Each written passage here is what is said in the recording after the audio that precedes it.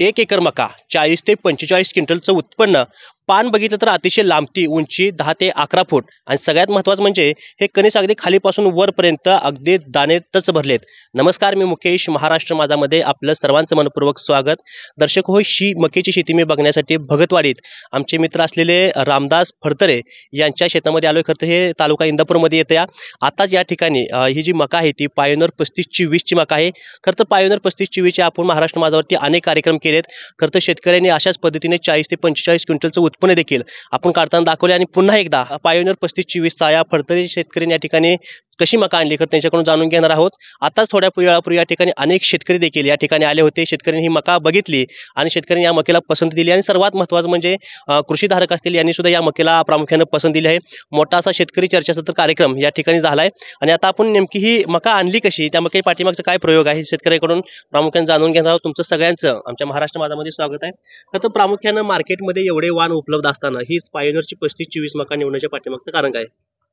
मार्केटमध्ये भरपूर वाण उपलब्ध आहेत, पण पायोनियरची 3524 ह्या मकेचा वाण निवडण्याचं मागचं कारण म्हणजे ह्या मकेची उंची आणि उत्पन्न ॲव्हरेज हे एक नंबर आहे. आणि उंची साधारण 10-11 फूट ॲव्हरेज म्हणलं तर ह्या दिवसात उन्हाळ्याच्या सीझनमध्ये बाकीच्या वाणाला म्हणावं तसं ॲव्हरेज भेटत नाही.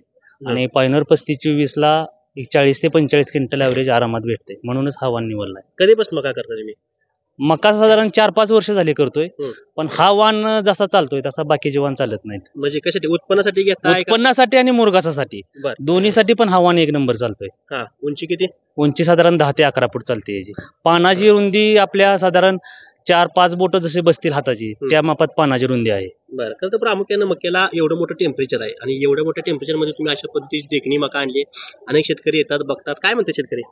शेतकरी काय सगळे मका बघून म्हणतात की काय केलं मकेला काय नाही, पण वाण जितका चांगला आहे की असं बाकीच्या वाणाला जास्त आपदावं लागतंय, तसं ह्याला एवढं जास्त न आपदता 1-2 डोस टाकून थोडं ड्रिपनं लिक्विड सोडून वाण एक नंबर येतोय. प्रामुख्यानं या कणसाबद्दल काय सांगतात आणि उत्पन्नाबद्दल कशी आहे? किती टनाचं उत्पन्न किती क्विंटल पर्यंत उत्पन्न निघते?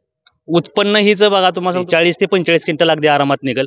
आणि कणसाबद्दल बोलायचं झालं तर हे कणीस तुम्हाला सांगतो असं शेंड्यापर्यंत टचटचीत भरलेला आहे. एकही कुठं एक दाना बसायसारखं सुद्धा कुठं शिल्लक राहिलेलं नाही, एकदम टचटचीत कणीस भरलेला आहे. आणि बाकीच्या वाणाचं जसं म्हणजे ह्या दिवसात उन्हाळ्याच्या सीझन मध्ये असं कणीस भरत नाही. बरोबर. ते वरून साधारण 2-3 इंच मोकळं राहतंय. तसं पायोनियर 3524 ह्या वाणाचं कणीस अगदी शेंड्यापर्यंत टचटचीत भरतं. एक दाण्याचा सुद्धा वर कुठं सान शिल्लक राहत नाही. पाणी नियोजन कसं केलं? पाणी ह्याला सगळं ड्रिपच टाकलेलं आहे आणि काय 8-10 दिवसात एकदा पाणी देतोय ड्रिपरून. बरं. सध्याला काय मके दर काय चालू सध्याला?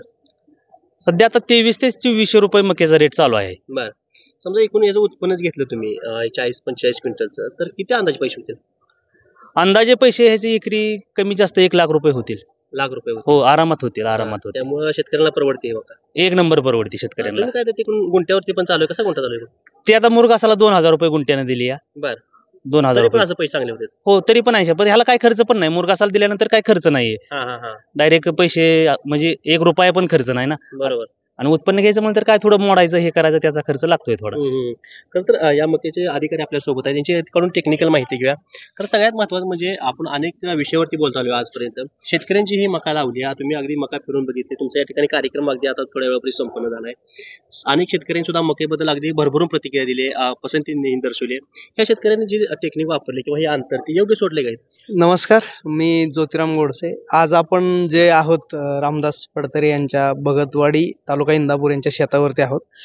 यांनी जी मका केली आहे याचं ट्रॅक्टरने यांनी पेरणी केलेली आहे आणि अंतर जे सोडलेलं आहे ते अंतर एकदम योग्य असं अंतर आहे.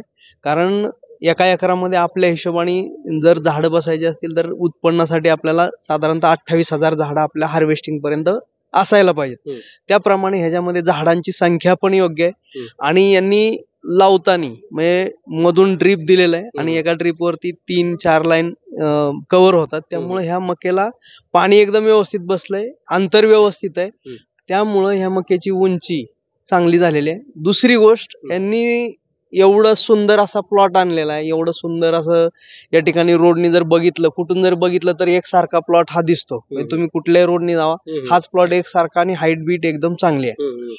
ह्या 35-24 या वाणाचा आपण जवळपास 5वा-6वा आपण हा कार्यक्रम करतोय. तर याच्यामध्ये जे वैशिष्ट्य आहे, या 35-24चं जे वैशिष्ट्य आहे, खास पहिलं वैशिष्ट्य म्हणजे ह्याचा जो बुरकुंड आहे ना, तो एकदम लहान आहे. एकदम लहान बुरकुंड असल्यामुळे दाण्याचं प्रमाण जे ह्याच्यामध्ये ते जास्त आहे. दुसरी गोष्ट, ह्याच्यामध्ये एका कणसामध्ये साधारणतः 20 ते 22 लाईनीपर्यंत लाईन येतात, म्हणजे 22 ओळी येतात. ते इतर मकेमध्ये तेवढ्या ओळी नसतात. त्यामुळे ह्याच्यात ओळी 2 ओळी तरी तुम्हाला इतर मकेपेक्षा जास्त भेटतील आणि त्यामुळे दाणे तुम्हाला ह्याच्यामध्ये जास्त भेटतील. तिसरी गोष्ट, जसं तुम्ही म्हणला की ह्या मक्यावरती लष्करी अळीचं प्रमाण किंवा हे कसं आहे, तर ह्याला लुमिजन ट्रीटमेंट केलेली आहे आपण. लुमिजन ट्रीटमेंट केल्यामुळं लष्करी अळीचं प्रमाण थोडंफार म्हणजे कमी जाणवतं. त्यामुळे इतर मक्यापेक्षा ह्याला अळीचं प्रमाण सुद्धा तुम्हाला कमी दिसेल. दुसरी गोष्ट, आता ह्या मक्याचं सगळ्यात खास वैशिष्ट्य, तुम्हाला जर उत्पन्न घ्यायचं असेल तर तुम्ही 40-45 क्विंटल उत्पन्न घेऊ शकता, किंवा तुम्हाला जर मुरघास करायचा असेल तर तुम्ही 25-30 टनापर्यंत मुरघास सुद्धा करू शकता. म्हणजे दोन्ही ह्याच्यासाठी अशी उपयोगी असणारी. आणि या हंगामात म्हणजे आज टेम्परेचर बघितलं आपल्याकडे तर 34-35 टेम्परेचर आहे. 34-35 टेम्परेचर मध्ये पण ही मका एकदम चांगली आली आहे, कंस पूर्ण भरलेली आहेत. आणि त्याचमुळे ह्या मक्याचं शेतकऱ्यांकडून जी मागणी आहे ती चांगल्या प्रमाणात आहे.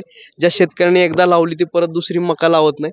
आणि मी तेच सांगेल की येणाऱ्या खरीप हंगामामध्ये 2025 मध्ये सर्व शेतकरी बांधवांना विनंती करीन की ज्यांच्याकडं चांगली शेती आहे, बागायती शेती आहे, पाणी देण्याची व्यवस्था आहे, चांगलं व्यवस्थापन करण्याची हे आहे, त्यांनी 35-24 हा वाण लावा आणि त्यांचं उत्पन्न वाढवावं, एवढीच विनंती. हंगाम कोणता असतो, विशिष्ट हंगाम असतो का? हंगाम जर बघितलं ह्याच्यामध्ये तर तुम्हाला साधारणतः आपण जून पासून ते डिसेंबर पर्यंत ही मका तुम्ही कधीही लावू शकता. जून ते डिसेंबर, 15 जानेवारी पर्यंत पण लावली तरी तुम्हाला ती येईल. पण जून पासून डिसेंबर पर्यंत तुम्ही कधीही लावू शकता. पाणी जास्त लागतं का ह्याला कमी पाण्यामध्ये? नाही, पाणी ही व्हरायटी असताना उत्पन्नाची व्हरायटी आहे. जर तुम्हाला आम्ही सांगतोय की 40 क्विंटलच्या वरती उत्पन्न पाहिजे असेल तर 35-24 लावा. पण 40 क्विंटलच्या वरती उत्पन्न पाहिजे असेल तर ह्याला पाण्याचा ताण पण सहन होत नाही. त्याला पाणी व्यवस्थित पाहिजे, जमीन चांगली पाहिजे, तरच तुम्हाला ते उत्पन्न चांगलं आहे. बरोबर. खरंच शेतकरी मित्रांनो, अतिशय महत्त्वाचं म्हणजे मकेबद्दल टेक्निकल माहिती आपण साहेबाकडून घेतली. प्रामुख्यानं फडतरे साहेबांनी सुद्धा अतिशय चांगल्या पद्धतीची मका या भागावरती आणलेली आहे. खरं तर आज 28 फेब्रुवारी म्हणजे आता मार्च, उन्हाळ्यात सुरुवात झाली आणि अशा पद्धतीची मका या भागामध्ये आणली. खरं तर कौतुकास्पद तुमचं या ठिकाणी काम या मकेच्या माध्यमातून किंवा वेगळ्या माध्यमातून दिसतंय. 10 एकर शेती आता सध्याला यांची अशाच पद्धतीची मका या ठिकाणी बघायला मिळते. खरं तर प्रामुख्याने या मकेबद्दल मी सुरुवातीपासून आणि त्या ठिकाणी सांगतोय की बुरकुंड ह्याचा अतिशय लहान असल्यामुळं त्या ठिकाणी संपूर्ण मका अगदी खालच्या शेंड्यापर्यंत वरच्या शेंड्यापर्यंत त्या ठिकाणी दाणं टच भरले आहे. त्यामुळे एकरी उत्पन्न त्या ठिकाणी शेतकऱ्याला चांगलं मिळतं. या तर शेतकरी मित्रांनो, आपल्याला जर मकेतून चांगलं उत्पन्न निवडा पाहिजे असेल तर ही पायोनियरची 35 आपल्या शेतामध्ये ट्राय करा, बघा नेमकं उत्पन्न कसं येतं. कॅमेरामन अक्षय सोबत मी मुकेश, महाराष्ट्र माझा, भगतवाडी, तालुका इंदापूर.